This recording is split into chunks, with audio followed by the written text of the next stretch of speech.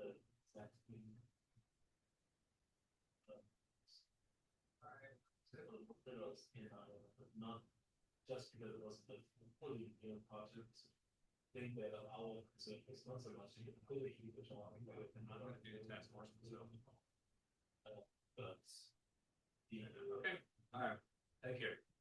I just wouldn't make the we couldn't have documents that the phasing the talking deck that also would be both the end. How are you? So we didn't quite buy it. This doesn't. It is the typical one, just the restaurant. Cool. Doing well. How are you? It was like something. I'm not good. All right. And forgive it anything. No. We have on enough. It's the obligation to how much it's always a bit. It's strained and holds up. But that's a city council thing. It's we're not able to do. And city's not able to call. So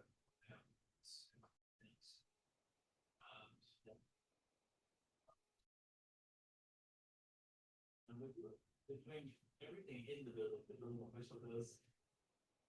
Sometimes with only the side, so most of all don't have to go they go to the plasma to the story. Okay, but yeah, they've got most of the so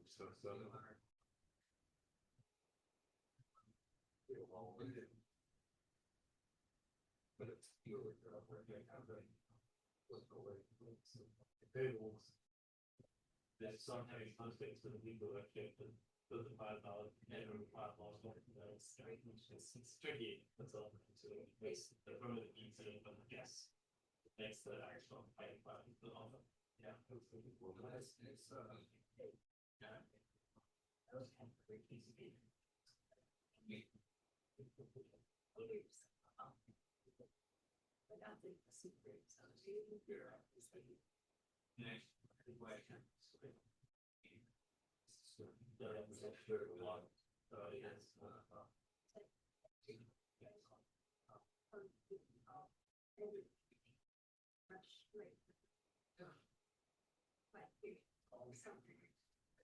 yeah.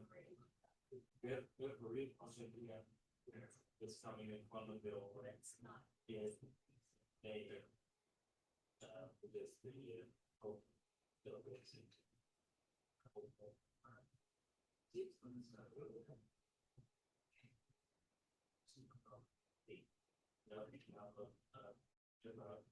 policy and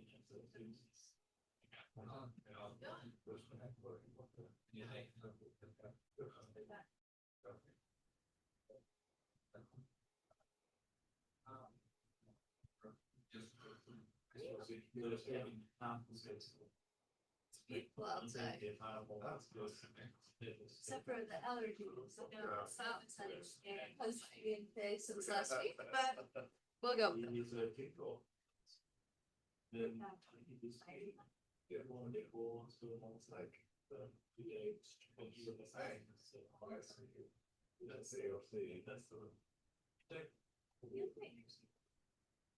Yeah.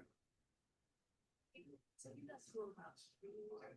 Yeah, I mean, it might have something more than one. That actually, that really, me, I guess, just from me. But I think that's that some people are just for them. It's just like, I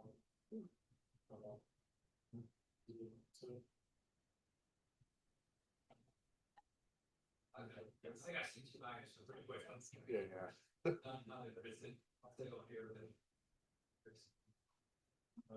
like, yeah, it's like, more than else, more else to do. The clap on the goes with it. Yeah. Okay, yeah. No, that's Yeah.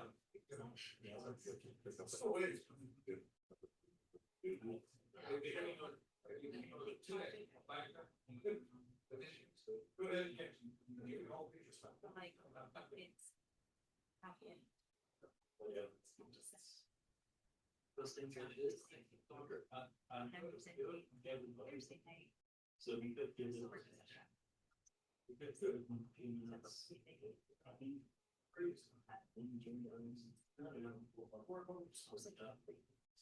I'm no idea. You should have set no matter what I know. It's all in this. It's letting that happen. Wait.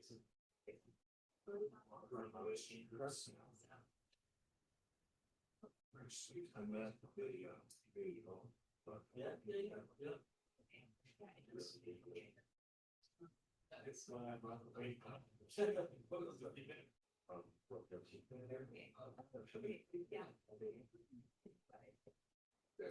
yeah, the procedures are silent. Instead, it's just it's purple.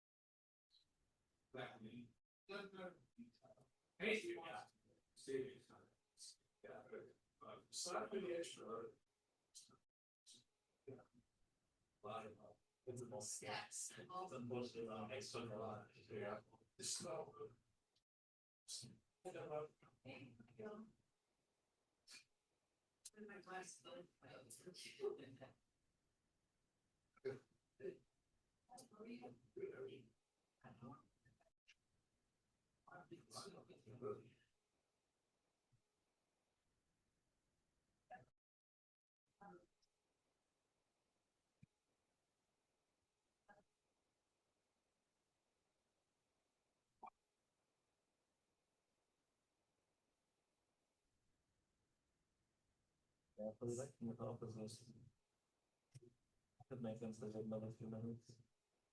Everybody has often keep it at home.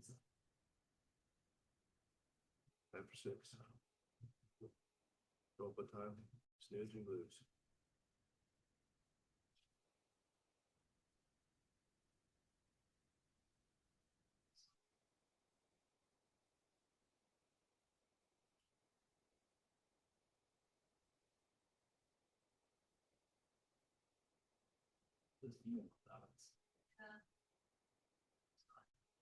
Yeah, he always says like.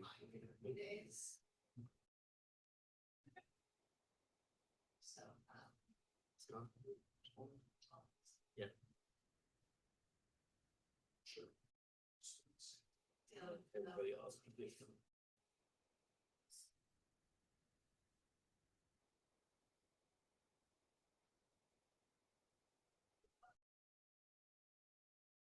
Something.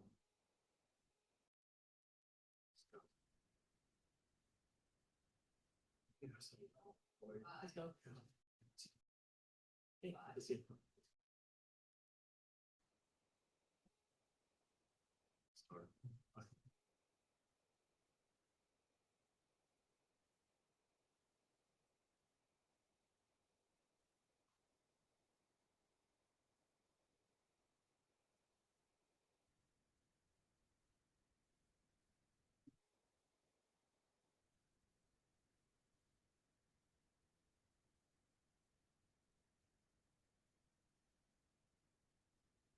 All right, good evening, everybody. We're going to go ahead and call this March 10th, 2026 meeting of the Planning Commission to order. It has been, as some folks have pointed out, about 5 months since this body has last met. So it's good to see everybody. Look forward to going through what appears to be a fairly short agenda. First, on the order of business, the call to order. So if we could start to my right, please. Or excuse me, roll call. Start to my right, please. Jackie Edmondson. Elizabeth Shin. Scott Brown. Deb Cameron. Jeff Moss. And I'm Thomas O'Brien. Welcome, everybody. Looks like we've got quite a crowd this evening. Our next order of business is an organizational procedural item. Every year we elect a chair and a vice chair, and so we will kick off this year, since this is our first meeting of the year, by electing officers. Could we do this by motion typically, do we not? Motion, second, and vote? Okay. If we may, let's go ahead for the position of chair. Is there anybody who would care to make a motion? I nominate Thomas O'Brien as chair. Thomas O'Brien's been nominated by Commissioner Cameron. I'll second. Commissioner Brown seconds. We've got a motion and a second. Is there any question or discussion on this? Hearing none, all in favor of approval, raise your hand. All opposed, like sign. Okay, that carries unanimously. May we please now entertain a motion for vice chair? I'll motion to nominate Scott Brown for vice chair. Commissioner Edmondson nominates Scott Brown. Is there a second? Second. Commissioner Cameron seconds. Motion and a second. Is there any question or discussion? Hearing none, all in favor of approval of Scott Brown as vice chair, raise your hand. All opposed, like sign. Once again, that carries unanimously. All right, done for another year. Next order of business is minutes from October 21st, 2025, almost 5 months ago here.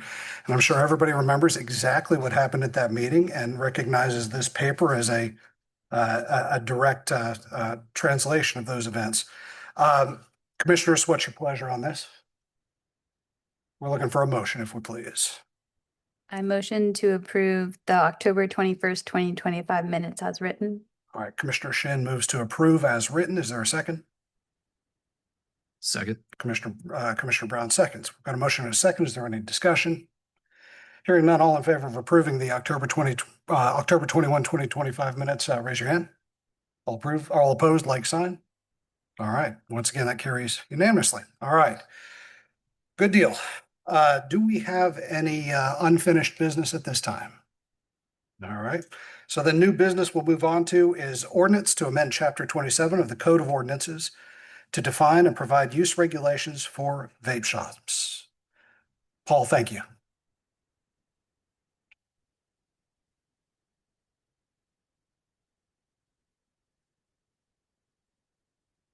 All right. Good evening, Mr. Chairman. Good evening, commissioners.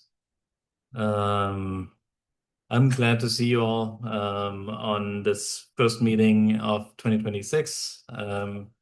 Everybody looks healthy, just fantastic.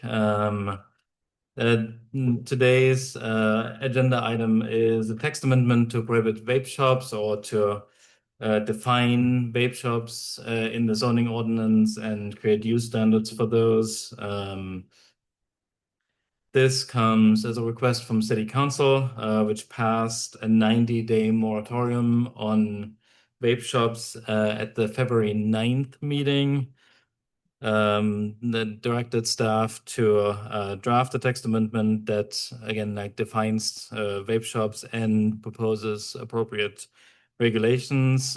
We have done so. The result of that is before you all tonight for consideration. The way I would like to go through the presentation is, first I want to spend time on the definition that we drafted. That one is fairly complex for this use, and then go through the reasons behind this text amendment, and then quickly just show the proposed use standards, which is de facto a prohibition of this use category.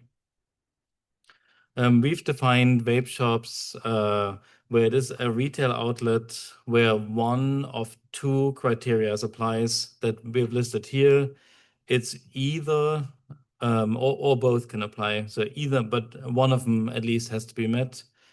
The first one is that at least 25% or more, or 25% or more of the sales of that retail store are from specified products, which are listed on this slide below these 4 categories.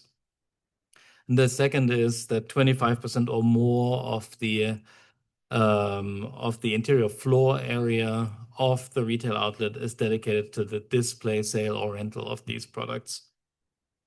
The 4 product groups are alternative nicotine products, consumable vapor products, vapor devices, and water pipes. And I'll go in a bit more detail into what these mean for especially for those of you that that are not users of these types of products.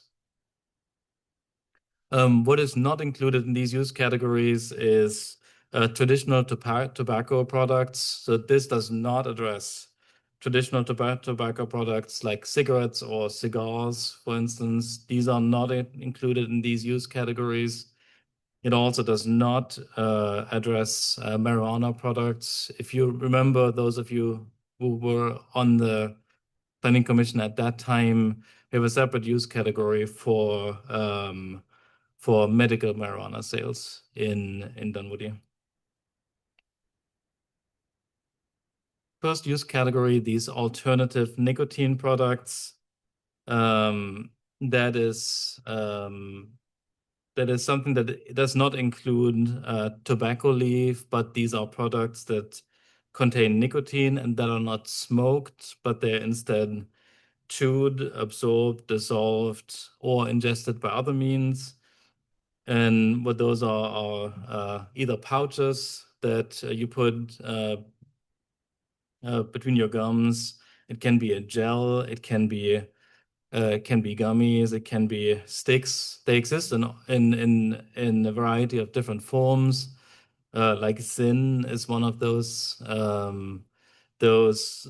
products that's fairly popular these days on the left here, but they exist in other forms too. So it's a variety of different products that's grouped under this alternative nicotine products. The second is sort of the name giving category of this. It's these consumable vapor products. They're typically a liquid or solution that gets heated to where it transforms into sort of a aerosol state and then gets inhaled through what's called here a vapor device, which is what you may know as like a vape or e-cigarette, a vape pen. There are electronic cigars, electronic pipes, a bunch of different sort of tools.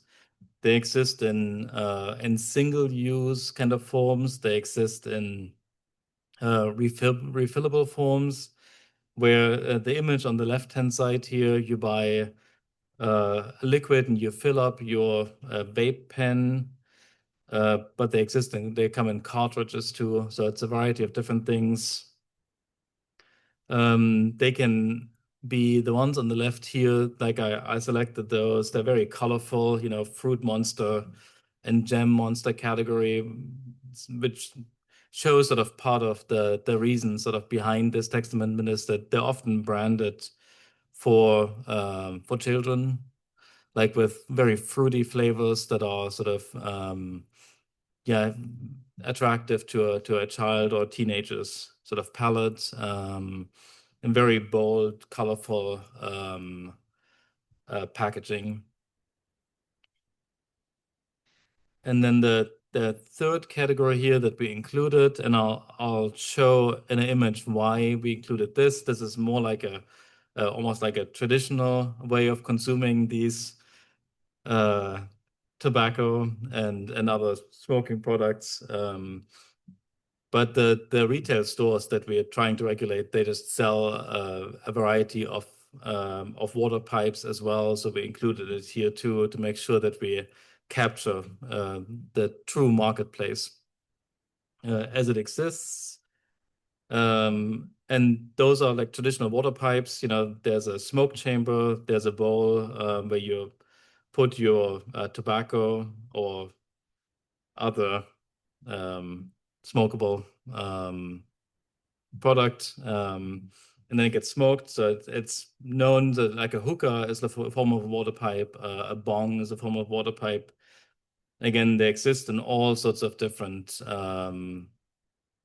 forms, often out of glass, but the one on the right here is sort of, SpongeBob, sort of kind of cute and almost toy-like display.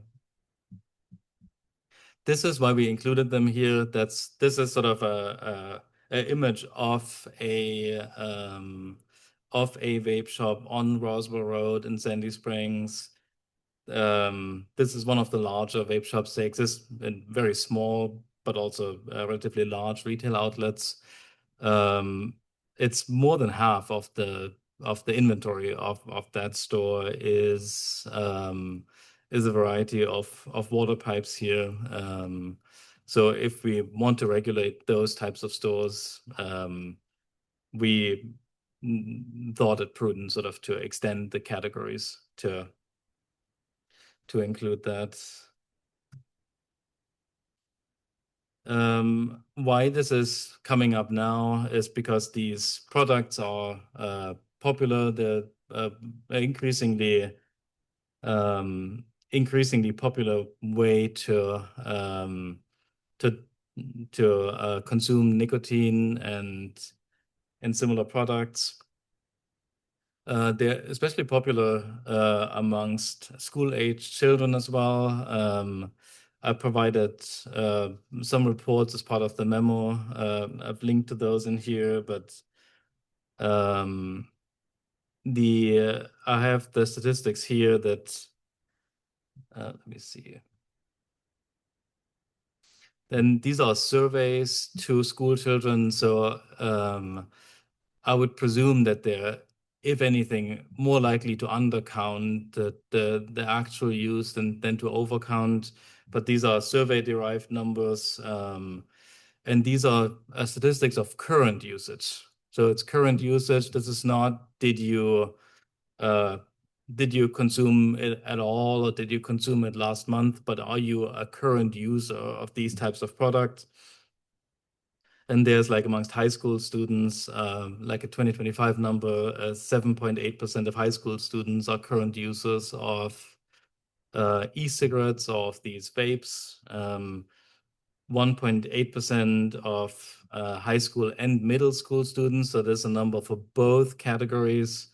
Of course, it'll be higher amongst high school students, lower amongst middle school students, but this includes high school and middle school students use nicotine pouches. This is that Zyn product that I showed earlier. And 1.2% are using other nicotine, oral nicotine products. These are survey-derived numbers, so it is something that is too popular amongst children. The legal age in Georgia to consume these is 21, and even the oldest high school students are well below that limit. This is something that the school systems are struggling with on a regular basis. DeKalb County has last year just allocated $1.6 million to install vape sensors in all high schools, school district wide, because it is a problem. And then finally, sort of the use standards. What you see in the ordinance is we've added the use category of vape shops to all commercial districts. So we added it into the use tables, but we made it a prohibited use in all categories. So we defined the use, and then we made it a prohibited use category. But this does not mean that these products will not be for sale in the city. As if you remember, the definition of this category was the 25% limit.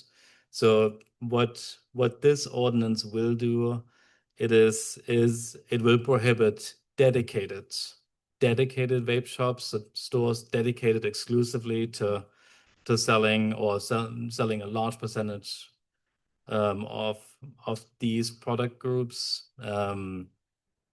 These also get sold at convenience stores or like at gas stations, and that will continue to be prohibited. So this is not or will continue to be allowed. So this is not a wholesale prohibition of this use group. But what it is it's a prohibition on dedicated vape shops. And with this, I'll conclude my presentation, and I'm ready for any questions you may have. All right, thank you very much. Because this is a public hearing on this, correct? All right, well then we're going to go ahead and go through the formality of opening this up for public comment. I'm not sure that there's any public here, unless I'm missing somebody behind a post. Okay, well, 10-4, anybody interested? Speak now or forever hold your peace. Seeing none, we'll move to the against. 10 minutes against. Anybody who wishes to speak with us about that? Okay, well then we're going to go ahead and move then to questions and discussions from the commission. I think we'll go ahead and start on my far left with Commissioner Moss. Do you have any questions or discussion you want to raise? So a question I would have is how did we define the floor space? Now it may not become an issue necessarily because you have the 25% sales piece to capture that inside of there. But when we talk about space on its own, we're calling it floor space. Whereas you can take that space and I can hang a lot of stuff on the wall. And so is it something that are we going to use wall space to count into that versus the floor cubic, what's a better definition of that floor space? Because I can take a rack and have a very large vertical rack that takes up very small amount of floor space. Yeah, and we'll do it as a two-dimensional standard. So it is the floor area. So it's a square footage. And then however much like three-dimensional you want to stack into that, you can use up to 25% of the store footprint for the sale of these products. Okay, that's all I had. But can I put so the wall rack would not count very much against the 25. I just want to make sure I understand what your response was. And we would, if you have a corridor, for instance, that has a shelf on the left, a shelf on the right, we would count half of that that walkway towards the square footage for the sale of this. But I think this is what Commissioner Moss was getting at. If we had a wall rack and it was 5 racks consecutively, we're literally only looking at a small window of floor space if that rack only came off the wall by 6 inches. Correct. Did that? I was unclear about that. Okay. Yeah. All right. Thank you.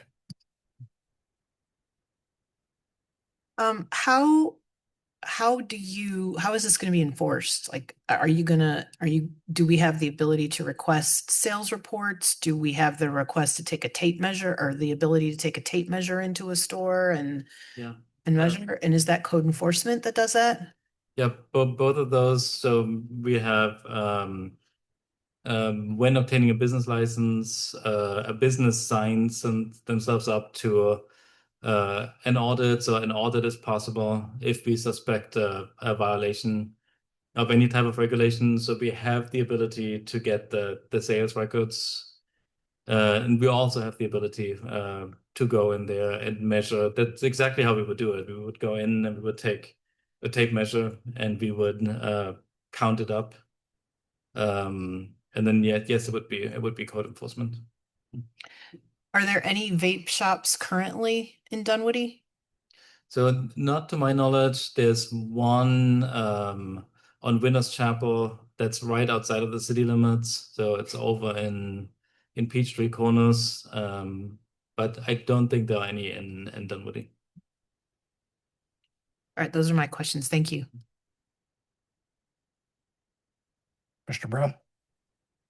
All right. The one maybe area of concern that I have is, so you've kind of defined like 4 different product categories, and the first 3 were really kind of like actual vape products themselves, whereas the fourth one, the water pipes, is really more a receptacle that could be for vape products, for tobacco, for marijuana, whatever. Yep. And I'm just wondering, if you guys have had discussions with legal, or if there's maybe I and I don't even know if it's truly a concern. It just seems like that's kind of the oddball out of those categories, and maybe I don't know if we're overreaching by including the receptacles and not just the actual vape products, which seems to be more the concern. Yeah, we started out with the vapes specifically, and then because we want these regulations to be practically useful too, we looked at stores, and then became obvious sort of that there is that the larger of these stores do sell a fair amount of these water pipes, which otherwise would be a good way sort of around these regulations. It's just like to sell more hookahs and bongs, pretty much. Legal has reviewed this, and legal is fine with it. They're okay with having these different use categories, and they recommended doing both the square footage and the sales requirement. And then just maybe more just a point of clarification, but and I understand you all were directed to define the vape product category so that it could be addressed in the zoning regulations, but I guess the direction to prohibit them in all districts, is that coming directly from the council, or where's the genesis of that? No, we looked at. I mean, it's right now we don't have any of these places. There's pretty much two ways that we consider doing this. One is having distance requirements, either from similar stores to prohibit a clustering, but that wouldn't accomplish anything because there's no beginning of a cluster yet in Dunwoody. But that would be sort of an alternative way to do it, is like to have distance requirements, prohibit clustering, potentially do distance requirements around schools. For Dunwoody, because we don't have a ton of these stores, and there are cities that have lots of them on Roswell Road between 285 and the Chattahoochee. I think there's eight vape shops. In that context, a outright prohibition doesn't make a ton of sense, but a distance requirement could make sense to prohibit further clustering. But so we thought the more effective way, or the more sort of logical or useful way, would be to have an outright prohibition and to allow continued sale up to these minimum requirements. Yeah. Okay, that's all I have. All right, Commissioner Shane? I don't have any new questions. Commissioner Edmondson? No new questions. Commissioner Waller? There are a million things swirling around. I mean, it really comes down. There are a million different things going around in my head. It really comes down to an ordinance that prohibits head shops. Only it's the 21st century, and we're dealing with vape rather than head shops. I think there's some cases somewhere, maybe federal cases, that say you can't do that. Beyond that, I don't know, that to me, the whole idea behind it is kind of too broad and kind of too narrow at the same time. I mean, if you're going to start prohibiting water pipes and hookahs and whatever, what about rolling papers? What about blunt tubes? You know, all these other different things. It just, to go back to what one of the other commissioners said, it just, I think it was Scott, it doesn't make as much sense to have the fourth category in there as the first three because it's a multi-use category. Unless you're going to take the step of just kind of expanding it considerably. The other thing that I'm not understanding is just using the square footage thing when if somebody's selling a lot of water pipes, they're going to have a cabinet or a shelf that has 5 or 6 shelves going up, and that's like a lot of different what would be floor space if they were on the floor, but it's 5 or 6 times it in terms of how much product is being sold on the same floor space. I don't even know for sure whether I would support or oppose the ordinance, but I think there's so many questions about how it's being effectuated. And then I'm still left with the question of, until there's complete direction as to what it is, what the harm is that is trying to be dealt with by the ordinance, why we're making it into a land use or development question rather than first having the general theory of what it is they want to do. Commissioner Wallach, I want to kind of redirect. Do you have questions? I think your points are salient and we want to discuss them. Do you have questions for Paul before?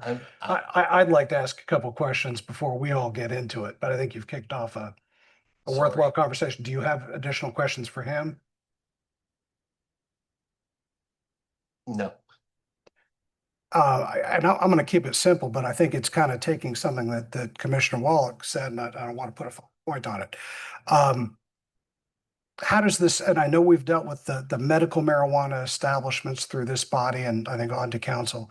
How does this deal with the products that are commonly sold alongside these, which is the legal hemp products, I think is what they're being called. And I know there's some pending federal legislation coming. There may be further state legislation, but it's oddly silent on the products that most frequently accompany those, in my estimation.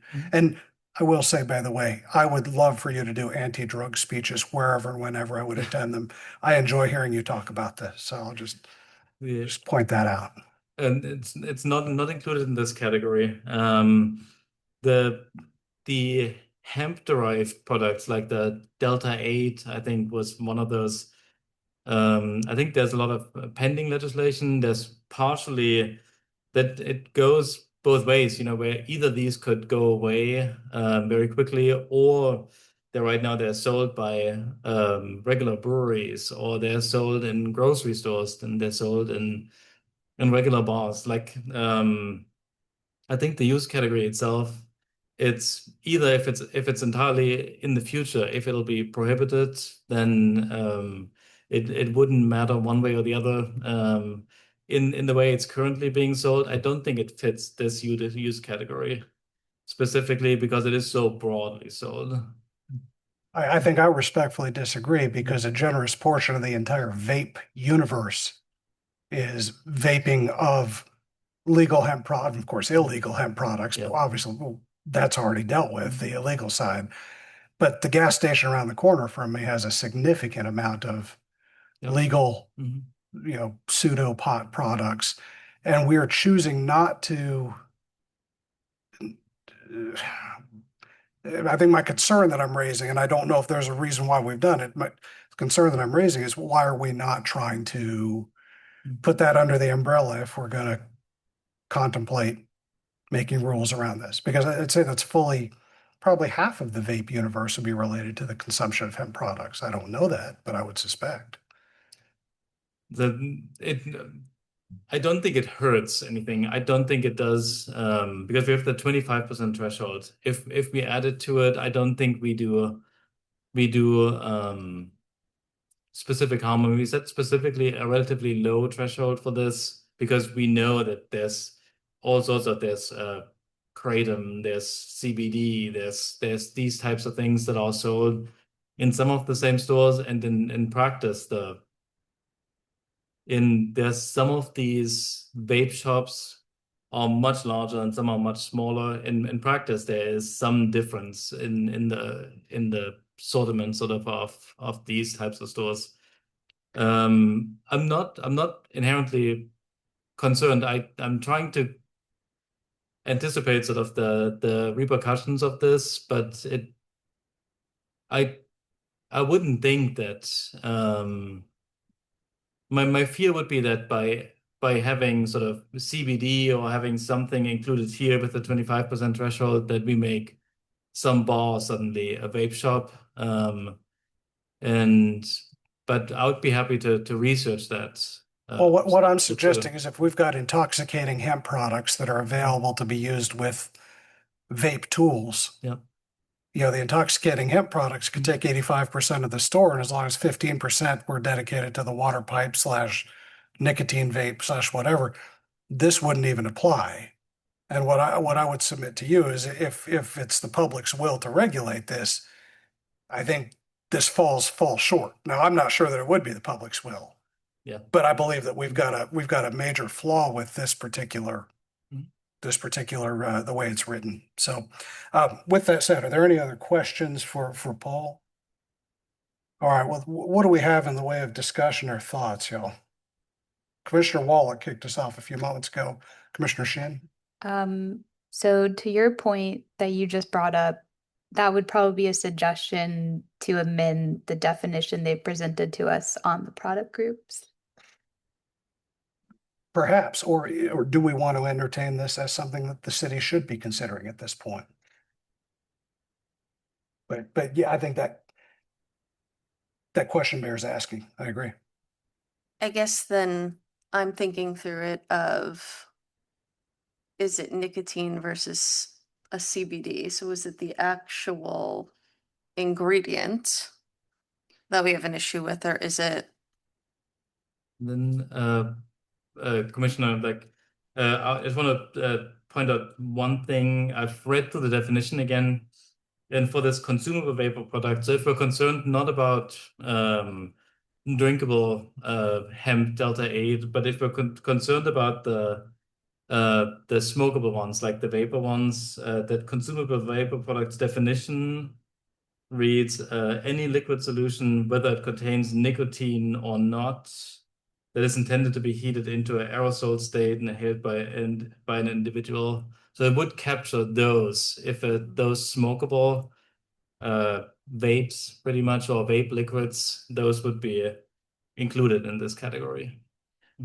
So Paul, did the city council and or the mayor give specify what it is they're trying to, I mean, I read your summary and your discussion, but did they say we're trying to prevent nicotine specifically, or intoxicating products more broadly, or help our kids not have access to these products? Or No, they didn't go into detail about this, but it stems from, we have these we have a lot of non-smoking. Dunwoody really has been early on the smoke-free type regulations, and I think it's coming from that direction, but they did not go into detail about the specifics. Yeah. They asked us to propose that pretty much, and you all to suggest. Even with a definition of intoxicating, wouldn't you have a question about CBD versus other chemicals, since supposedly CBD is not intoxicating?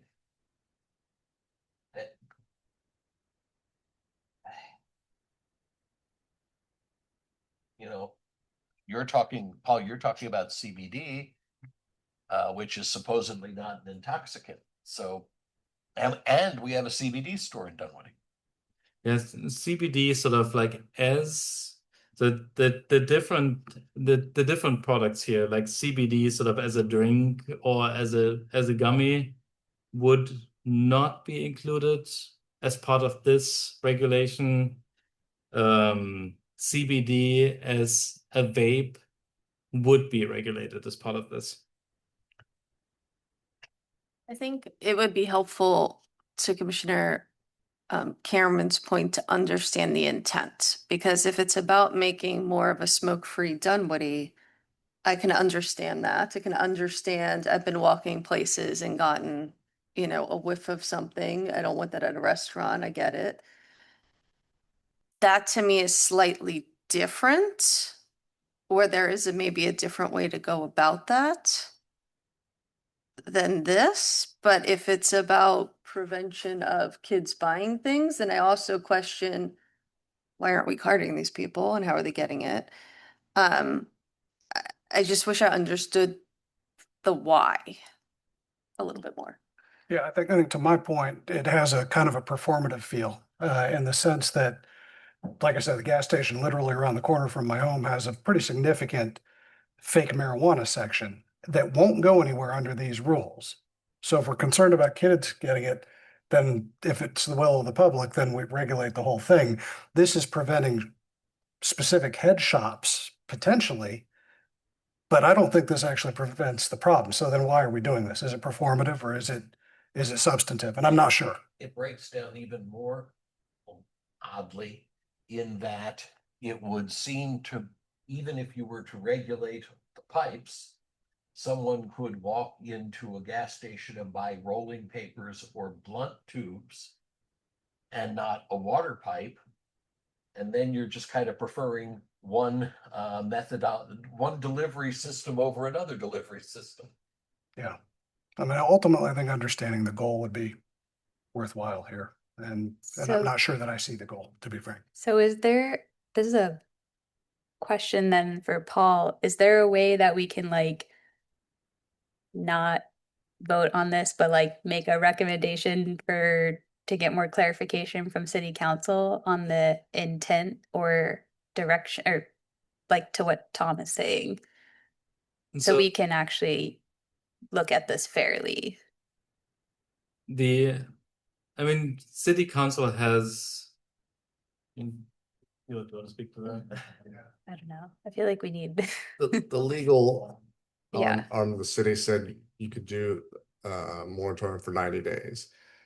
So literally we are on working, we've timed it. So after this hearing, I'm gonna go to city council. Otherwise, we're gonna have to lift the moratorium. So if you'll don't make a recommendation. Do we have a whole line of applicants ready to open up their vape shops here? We had one that reached out, so. Okay. And all they wanted to do was sell glass, nicotine, and no intoxicants. It was just nicotine and glass. I'm not sure Okay. what they're gonna sell. Okay. But it was 100% of their sales and square footage was dedicated to that. So Okay. Is the legal age to buy? Well, let me phrase it as a question. What is the legal age to buy vape products? Is it 21? either 21 or 18. And is there any legal age for a hookah pipe or a water pipe to buy that? Probably the same thing. So the pipe itself is because it could. I mean, the pipe itself can be sold, but without an age limit. It's the tobacco itself that has the age limit.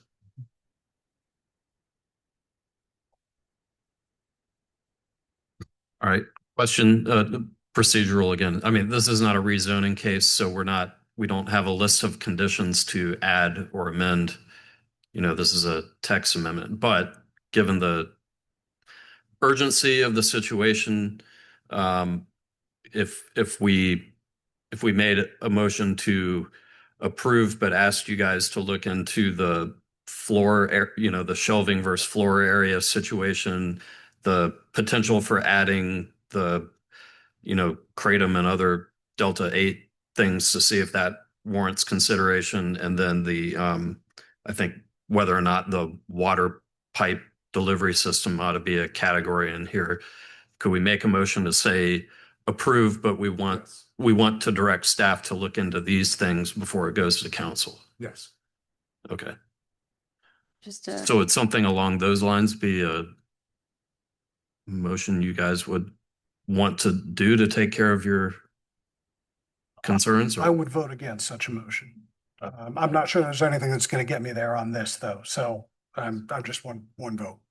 I just want to say you have to be 21 to purchase pipes, rolling papers, any of that stuff. It's federal law. And then even lighters. Funny enough, I got carded at Kroger because you have to type in a birthday now to buy a lighter. So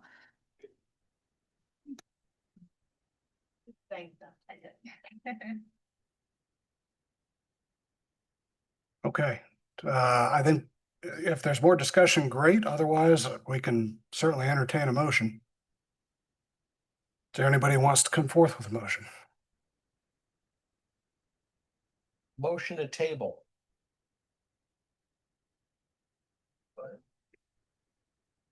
They're looking for approval or denial. It's going to go forward anyway. So table power probably would have the same effect for us as well. I don't know.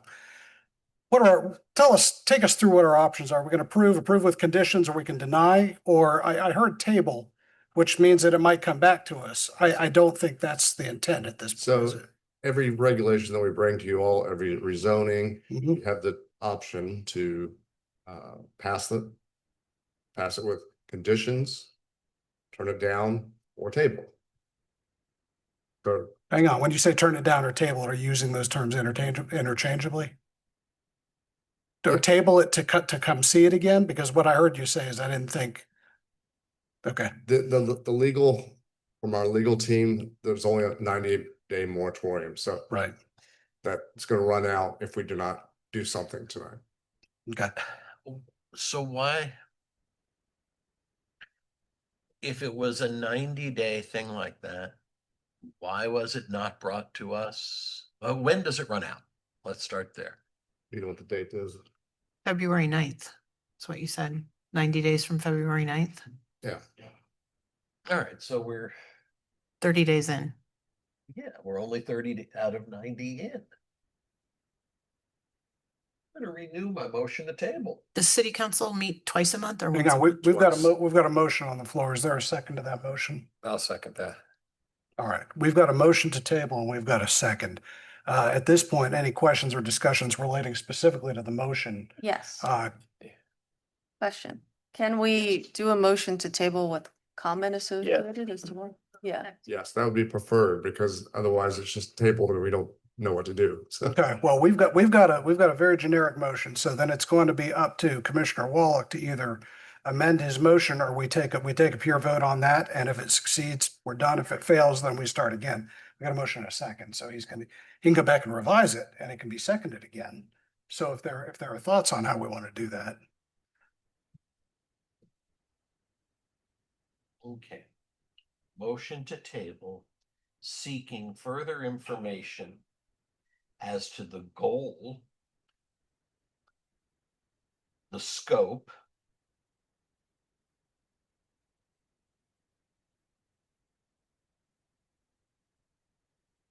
we'll start there, as to the goal and scope of any proposed regulation. Did I hear you just amend your motion? You did. Okay, is there a second to that amended motion? I'll second. Commissioner Edmondson seconds. So we've got a motion and we've got a second. Now, hearing the amended motion, are there any questions or discussions specifically related to that motion amongst us? Yes, just a clarifying question. If we were to table it and it comes back to us before it goes to council, do we still have time for council to make a decision before the moratorium runs out? With the advertising requirements, we have a minimum of 15 days prior to this meeting. It needed to be advertised. we have a minimum of 15 days for the city council meeting to be advertised. So the earliest we can do is the April meeting. City council has a requirement for 2 reads. The timing of the 90 days was exactly to allow the minimum advertising requirements. So with the tabling, we're running into, but we're not going to be able to do that. Okay, so we've now heard, we've got a motion on the floor with some qualifications. We've got a second on that motion. And we have heard that if that motion succeeds, or if we vote in favor of that, then the effort that the city's undertaken to kind of beat the moratorium is for naught, in the sense that we're creating a delay. That's my clarification. If we disagree with that, that's great. I'm not saying that as fact, but that's what it sounds like. Yeah, I To think me. That's I what I think heard. you've summarized it correctly. Do we know whether a moratorium or whether moratoria can be extended?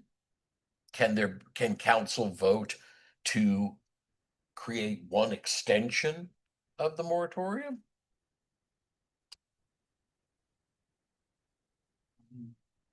Commissioner Waller, can you please can you please repeat that? Yeah,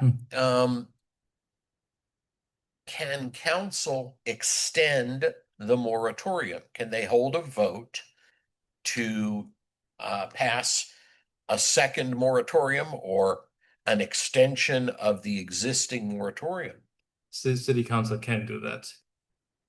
Okay, then we don't really have a deadline. That was a can. Yes, they can do that. They are able to do that. They are yes. able to do that. Okay. Okay. All right. So I'm just gonna say, I think that we should take a little bit more time and try to pass or try to come up with a motion to pass with conditions for staff to include. I feel like tabling it and hoping that city council extends the moratorium is a little bit of a cop-out, but that's just my thought. well, and I think my question to that point is, are we solving a problem, and is it the will of the people to not have access to these products in the city? I mean, I think we're taking it upon ourselves to make a decision for a whole lot of people that maybe should be put to the people. I don't know. But we're also not fixing it because you go out into a gas station and buy a wider range of this stuff. And I mean, So- city council thinks it's a problem, obviously, because they asked staff to put something together. Some of them do at least. Yeah, agreed. All right, so we've got a motion in a second. We've got to vote on that motion. I guess that'll plot our way forward based on what happens with that. So with that said, we've got a motion to table this the amendments to chapter 27 Code of Ordinances I have a, with sorry to interrupt. go ahead. Technically, shouldn't that motion say like defer until the April Planning Commission meeting? So that means that motion has to be amended again. Yeah, that's the It one has thing to that I say was just came up defer. here to say, kind of let us Thank you, just get Paul. that to make it to put the date in of that when the agenda item Do will we be know continued. when the meeting is?